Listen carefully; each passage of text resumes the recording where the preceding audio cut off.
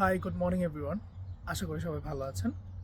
আজকে একটা বিষয় শেয়ার করার জন্য ভিডিওটা বানাচ্ছি। সেটা হচ্ছে, যারা তোমরা স্টুডেন্ট বা স্কিল ওয়ার্কার ভিসায় যারা ইউকেতে আসবেন বা যে কোনো দেশে যাবেন, আমি মনে করি বাংলাদেশ থেকে অনেক রকমের এক্সপিরিয়েন্স নিয়ে অনেক কিছু শিখেই আপনারা দেশের বাইরে মুভ করবেন।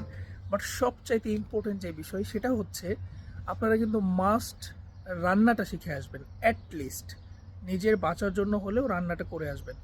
রান্নাটা দেশে নিজে নিজে করে নিজে নিজে শিখে আসবেন, বা দেশ থেকে আসার সময় বাংলাদেশের যে রান্নার যে ইনগ্রিডিয়েন্টগুলো আছে, মশলা যে বিষয়গুলো আছে, এগুলো কিন্তু নিয়ে আসবেন। কেন? আমি গতকালকে রাতের একটা কাহিনী বলি। সেটা হচ্ছে, আমাদের ইস্ট লন্ডনে একটা মিল টাইপের নাকি ছিল, যেখানে হচ্ছে স্টুডেন্টরা ওখান থেকে খাবার নিয়ে খাইতো। সো লাইক, অনেকগুলো স্টুডেন্ট সেখান থেকে মিল নিত, খাবারও নাকি প্রথম দিকে ভালো ছিল, বা ভালো ছিল বিদায়ী তো তারা খাচ্ছিল, তাই না? বাট গতকালকে ফুড অ্যান্ড হাইজিন এবং আমাদের এখানের যে লোকাল অথরিটি যে আছে, নিউহাম কাউন্সিল, সেখান থেকে হচ্ছে ওই কিচেনে একটা রেট দেওয়া হয় যে আসলে এতগুলো মানুষ সেখান থেকে খাবার খাচ্ছে, খাবারের মান বা ধরন কেমন সেটা দেখার জন্য।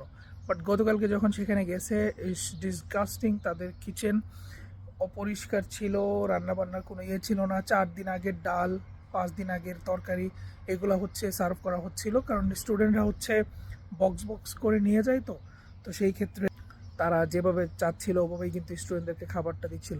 সো দেন গতকালকে কিন্তু ওদেরকে ফাইন করছে। ফাইন করার পর কিন্তু টোটালি মিল সিস্টেম কিন্তু বন্ধ করে দিছে।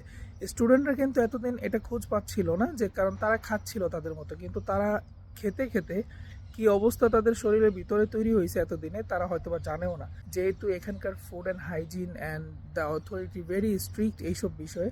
সো এটা কিন্তু আপনারা মাথায় রাখবেন যে যেই দেশেই যাবেন, অ্যাটলিস্ট দেশ থেকে নর্মাল রান্নাবান্নাটা কিন্তু শিখে আসবেন। কারণ এতে করে আপনার বাঁচাটাও সহজ হবে, আপনার খরচও অনেক কমে যাবে যদি আপনি নিজের রান্নাটা নিজে করতে পারেন। তো আশা করি এটা কিন্তু অবশ্যই দেশ থেকে আপনারা শিখে আসবেন। এ পর্যন্তই, ভালো থাকবেন।